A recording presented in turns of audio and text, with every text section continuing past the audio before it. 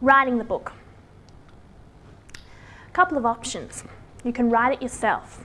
Now that's common. It's common for the dream book, the people that are like, yeah, I really want to write a book. Now, how many of you is there here tonight? Really want to write a book? A few of you. Fantastic. Second reason is people want to collect others' works, put a collection of works together. Sometimes people like to contribute to this themselves. Sometimes they just like to collaborate a whole load of other people's elements together, generally on a particular subject matter.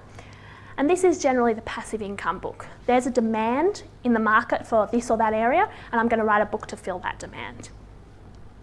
Third area is generally the ghost-written book. This is for the people that really don't have time to write a book, and it's generally the publicity book. I'm an expert in X, Y, and Z. I want people to know about what I'm doing, so I want a book out there to gain credibility, but I'm too busy doing X, Y, and Z that I don't have time to write it.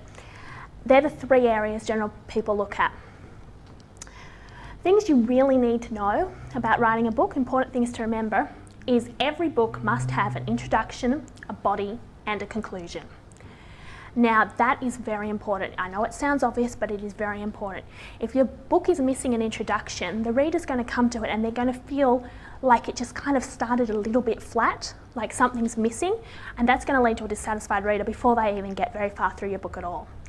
If a body is missing, and obviously every book has a body, but what I mean by that is if it seems to introduce and grow and then all of a sudden end, there's no body. Your book without a body is lacking substance, and once again, that's a huge deterrent to the reader.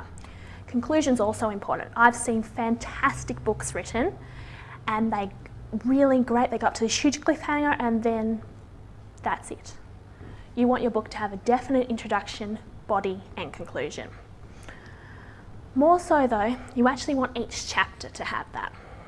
And that means each chapter is going to function as a separate individual unit. So each chapter must have that same introduction, that same body, and that same conclusion, even if it happens to be an introductory chapter or a concluding chapter or part of the book.